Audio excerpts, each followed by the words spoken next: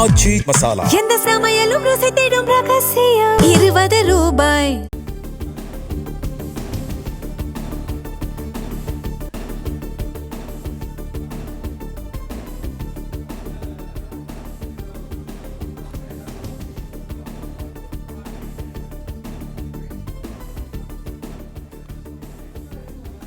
முக்கிய செய்தி. சென்னை தலைமைச் செயலகத்திற்கு ஆதரவு எம்எல்ஏக்களுடன் அதிமுக முன்னாள் அமைச்சர் சி.வி. சண்முகம் சென்றிருக்கிறார். அதிமுக எம்எல்ஏக்கள் 30 பேரின் ஆதரவு கடிதங்களுடன் சி.வி. சண்முகம் சட்டப்பேரவைக்கு சென்றுள்ளார். முக்கிய விஷயமாக பார்க்கப்படுகிறது. சட்டமன்ற குழு அதிமுக தலைவராக எஸ்.பி. வேலுமணி செயல்படுவார் என 30 எம்எல்ஏக்களின் கடிதங்களை அளிக்க உள்ளதாக தகவலானது தற்போது கிடைக்கப்பட்டிருக்கிறது. ஏற்கனவே இபிஎஸ்க்கு ஆதரவாக 17 எம்எல்ஏக்கள் மனு அளித்திருந்தார்கள். இந்த நிலையில் தற்போது வேலுமணிக்கு ஆதரவாக 30 பேர் மனு அளிக்க உள்ளதாக தகவலானது கிடைக்கப்பட்டிருக்கிறது. நிலையில் சென்னை தலைமைச் செயலகத்திற்கு ஆதரவு எம்எல்ஏக்களுடன் அதிமுக முன்னாள் அமைச்சர் சி.வி. சண்முகம் சென்றிருக்கிறார். இவர்கள் வேலுமணிக்கு ஆதரவாக மனு அளிக்க உள்ளதாக முக்கிய தகவலானது கிடைக்கப்பட்டிருக்கிறது. இன்று காலை இபிஎஸ்க்கு ஆதரவாக 17 எம்எல்ஏக்கள் மனு அளித்திருந்தார்கள். இந்த நிலையில் வேலுமணிக்கு ஆதரவாக 30 பேர் மனு அளிக்க உள்ளதாக ஒரு முக்கிய தகவலானது கிடைக்கப்பட்டிருக்கிறது. அதிமுகவில் ஏற்கனவே பிளவு ஏற்பட்டிருந்தா என்பதை எடப்பாடி பழனிசாமி மறுத்திருந்த சூழலில் காலை 17 எம்எல்ஏக்கள் இபிஎஸ்க்கு ஆதரவாக மனு அளித்திருந்தார்கள். இந்த நிலையில் தற்போது அதிமுக எம்எல்ஏக்கள் 30 பேரின் ஆதரவு கடிதங்களுடன் சி.வி. சண்முகம் சட்டப்பேரவைக்கு சென்றிருக்கிறார். கூடுதல் விவரங்களை செய்தியாளர் மகேந்திரன் வழங்க கேட்கலாம். மகேந்திரன், வணக்கம். தற்போது முன்னாள் அமைச்சர் சி.வி. சண்முகம் தலைமையில் அதிமுக எம்எல்ஏக்கள் 30 பேர் ஆதரவு கடிதங்களுடன் சி.வி. சண்முகம் சட்டப்பேரவைக்கு சென்றிருக்கிறார். முக்கியமான விஷயமாக பார்க்கப்படுகிற நிலையில் இந்த நகர்வு தொடர்பான விவரங்களை பதிவு பண்ணலாம். சென்னை தலைமைச் செயலகத்திற்கு தன்னுடைய ஆதரவு எம்எல்ஏக்களுடன் அதிமுக முன்னாள் அமைச்சர் சி.வி. சண்முகம் சென்றிருக்கிறார். எதற்காக சென்றிருக்கிறார் என்றால், அதிமுக எம்எல்ஏக்கள் 30 பேரோட ஆதரவு கடிதங்களுடன் சி.வி. சண்முகம் தற்பொழுது சட்டப்பேரவைக்கு சென்றிருக்கிறார். குறிப்பாக இன்று காலை எடப்பாடி பழனிசாமி, அதாவது அதிமுகவின் பொதுச் செயலாளராக இருக்கக்கூடிய எடப்பாடி பழனிசாமிக்கு ஆதரவாக 17 சட்டமன்ற உறுப்பினர்கள் அவரை சட்டமன்ற குழு தலைவராக தேர்ந்தெடுக்க வேண்டும் என்று தற்காலிக சபாநாயகர்களை சந்தித்து மனு அளித்திருந்தார்கள். இந்நிலையில் தான் வேலுமணிக்கு ஆதரவாக, எஸ்.பி. வேலுமணிக்கு ஆதரவாக 30 எம்எல்ஏக்கள் கடிதத்தில் கையெழுத்து போட்டிருக்கிறார்கள்.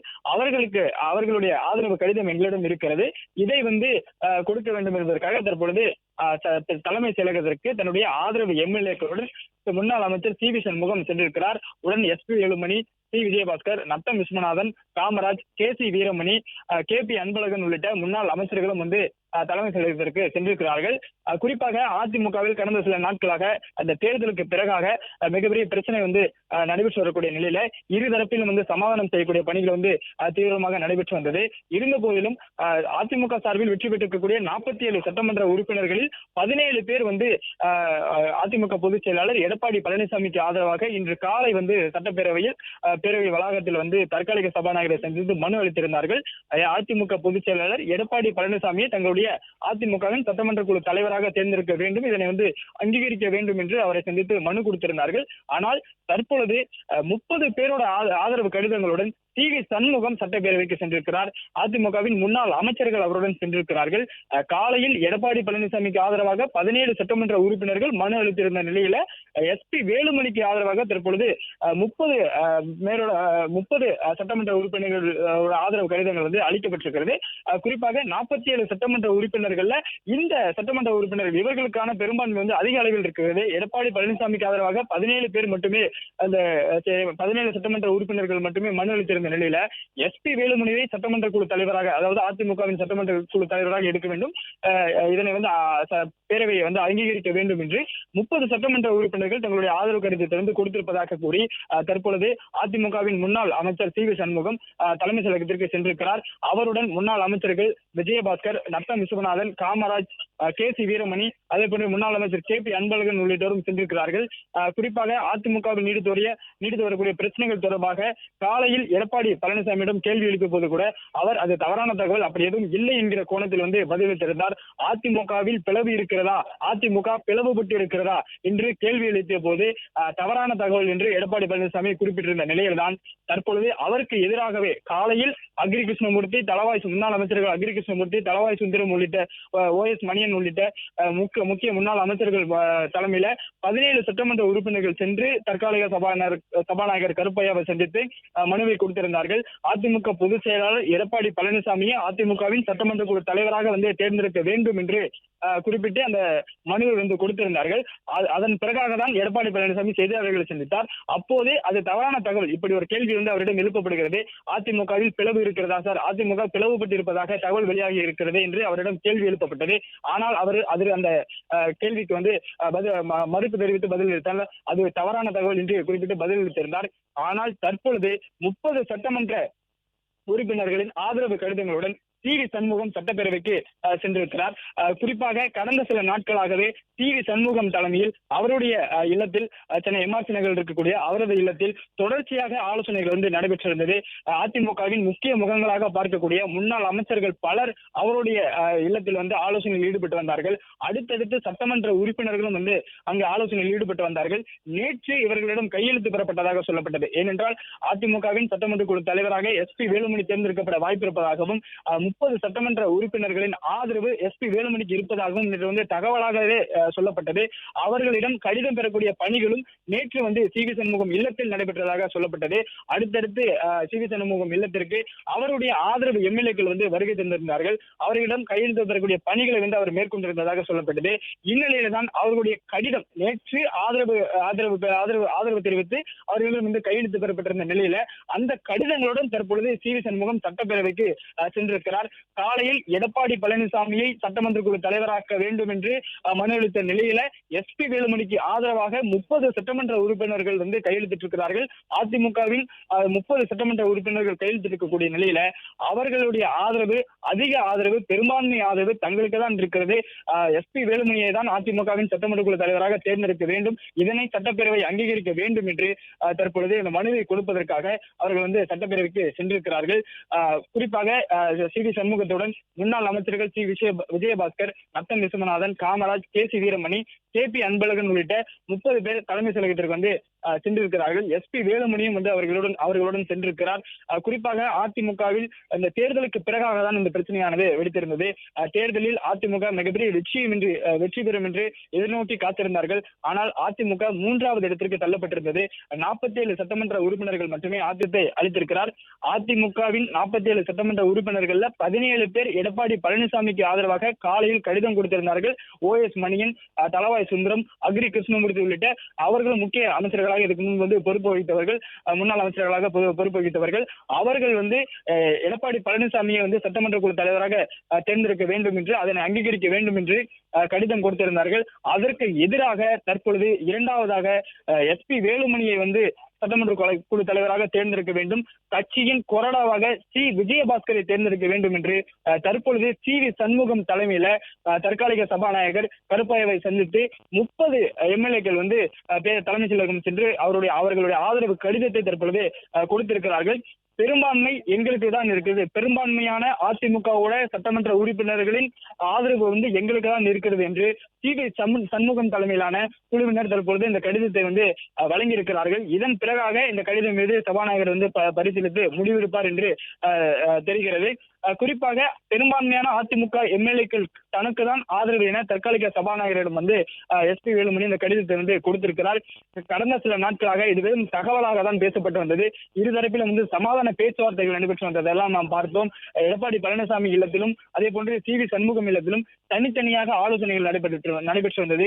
2 தரப்புக்கும் சமாதான பேச்சுவார்த்தையிலும் முன்னாள் அமைச்சர்கள் வளர்மதி, KP முனுசாமி உள்ளிட்டவர்களால் ஈடுபட்டதெல்லாம் நாம் பார்த்திருந்தோம். ஆனால் தற்பொழுது வெளிப்படையாகவே எதிர் திசையில் வந்து 2 தரப்பில் வந்து கடிதம் கொடுத்திருக்கிறார்கள். இபிஎஸ்க்கு ஆதரவாக 17 சட்டமன்ற உறுப்பினர்களும் எஸ்பி வேலுமணிக்கு ஆதரவாக 30 சட்டமன்ற உறுப்பினர்களும் கடிதம் கொடுத்திருப்பதை அதிமுகவில் ஒரு மிகப்பெரிய முக்கியத்துவம் வாய்ந்த ஒரு விடயமாக பார்க்கப்படுகிறது. அதிமுக சட்டமன்ற குழு தலைவர் இபிஎஸ்ஆ அல்லது எஸ்பி வேலுமணியா என்கிற ஒரு கேள்வி வந்து இங்கு எழுந்திருக்கிறது. அதிமுகவின் சட்டமன்ற குழு தலைவராக எடப்பாடி பழனிசாமி தேர்ந்தெடுக்கப்படுவாரா அல்லது 30 சட்டமன்ற உறுப்பினர்களோட ஆதரவு இருக்கக்கூடிய எஸ்பி வேலுமணி தேர்ந்தெடுக்கப்படுவாரா என்பது மிகப்பெரிய கேள்வியாக இருக்கக்கூடிய நிலையில்தான் தற்பொழுது இந்த 30 சட்டமன்ற எம்எல்ஏக்களின் ஆதரவு கடிதங்களை வந்து சி.வி. சண்முகம் தலைமையில் எஸ்பி வேலுமணி தற்காலிக சபாநாயகரிடம் வந்து வழங்கியிருக்கிறார். பெரும்பான்மையான அதிமுக எம்எல்ஏக்களோட ஆதரவு எனக்கு தான் இருக்கிறது என்று எஸ்பி வேலுமணி குறிப்பிட்ட இந்த கடிதத்தை வந்து கொடுத்திருக்கிறார். சட்டமன்ற குழு தலைவராக தன்னை தேர்ந்தெடுக்க வேண்டும் என்றும் அதே போன்று அதிமுக சட்டமன்ற உறுப்பினர்களோட கொறடாவாக விஜயபாஸ்கரை வந்து தேர்ந்தெடுக்க வேண்டும் என்றும் கடிதம் வந்து வழங்கப்பட்டிருக்கிறது. இரு பிரிவாக இந்த பிரிந்த அதிமுக எம்எல்ஏக்கள், அதாவது 47 சட்டமன்ற உறுப்பினர்கள் அதிமுகவிலிருந்து இந்த நடைபெற்று முடிந்த சட்டமன்ற தேர்தலில் தேர்ந்தெடுக்கப்பட்டார்கள். குறிப்பாக சட்டமன்ற தேர்தலுக்கு முன்பாக மிகப்பெரிய ஒரு திட்டத்தை வைத்திருந்த அதிமுக எடப்பாடி பழனிசாமி தலைமையில் வந்து இயங்கியது. எடப்பாடி பழனிசாமி தான் அதிமுகவின் பொதுச் செயலாளராக செயல்பட்டு வந்த நிலையில அவருக்கு கீழே தான் மற்றவர்கள் வந்து இயங்கி வந்தார்கள். அதிமுக பொதுச் செயலாளராக இருக்கக்கூடிய எடப்பாடி பழனிசாமி தான் அனைத்து தொகுதிகளுக்கு வந்து பிரச்சாரத்திற்கும் சென்றிருந்தார். அவர் தான் வந்து அதிமுகவின் முகமாக காட்டப்பட்டிருந்தார். ஆனால் தேர்தல் முடிவு அதிமுகவில் இருக்கக்கூடியவர்களுக்கு பலருக்கு ஏமாற்றத்தை அளித்த நிலையில்தான் இந்த முடிவை வந்து அவர்கள் எடுத்திருப்பதாக வந்து தகவல்கள் சொல்லப்படுகிறது.